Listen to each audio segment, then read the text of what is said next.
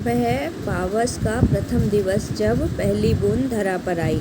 यानी कवि कह रहे हैं कि पहली बूंद धरती पर किस मौसम में आती है, किस महीने में आती है। तो वह महीना कौन सा था? वो पावस। पावस यानी वर्षा, वर्षा ऋतु का पहला दिन।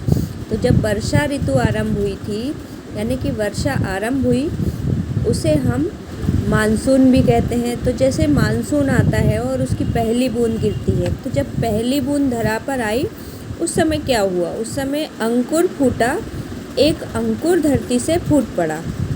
अंकुर समझते हो? जो वृक्ष या पेड़ जमीन से उगता है, तो जब पहली बार जब निकलता है, उसे हम अंकुर कहते हैं। यानी पेड़ का, पौधे का जो सबसे पहला हिस्सा धरती के अंदर से निकलता है, उसको हम कहते हैं अंकुर।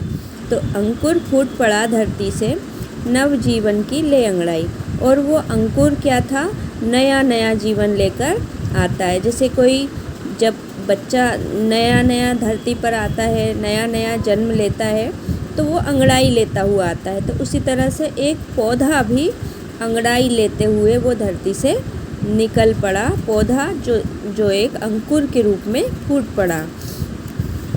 धरती के सूखे अधरों पर, अब धरती जो कि ग्रीष्म ऋतु से सूखी पड़ी थी, एकदम वृद्ध अवस्था को प्राप्त, एकदम बुजुर्ग के समान सूखी हो गई, उसकी नसें सूख गई धरती की। इस तरह से उसके सूखे सूखे होंठ, उन होंठों पर वर्षा की एक बूंद अमृत के समान आकर गिर गई। किस तरह से आकर गिर गई? अमृत के समान। अमृत जानते हो? जिसे पीकर हर कोई अमर हो जाता है। तो ऐसे अमृत के समान धरती को वह बूंद लगी, जो सूखे होंठों पर आकर गिरी। वह बूंद अमृत के समान उसको महसूस होने लगी। अब वसुंधरा की जो रोमावली थी, है ना, अब जो रोमावली होती है वह क्या है? रोमावली का मतलब होता है शरीर के जो बाहरी हिस्से में, शरीर की चमड़ी जो होती है, उसके ऊपर छोटे छोटे अनेक रोम छिद्र होते हैं ना। रोम छिद्र यानी वह छेद जो कि सांस लेने के बाद पसीना छोड़ते हैं, है ना, वो रोम।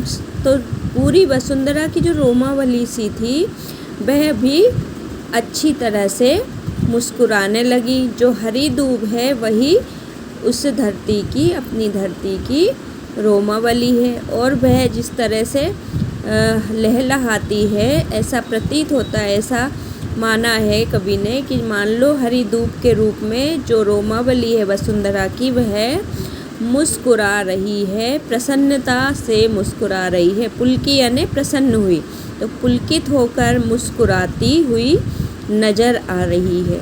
और वो पहली बूंद धरा पर आई है। अब आगे क्या बताया कवि ने? आसमान में उड़ता सागर। इमेजिन, कल्पना कीजिए कि आसमान में सागर जो है वो उड़ रहा है। भाई, कहने के लिए तो कवि ने बहुत अजीबोगरीब बात कही है। तो ये जो अजीबोगरीब बात है, जो आश्चर्यजनक बात है, वो कि सागर यानी समुद्र जो है वो उड़ रहा है। कहाँ उड़ रहा है? आसमान में उड़ रहा है। कैसे उड़ रहा है? बिजलियों के सुनहरे पंख लगाकर उड़ रहा है।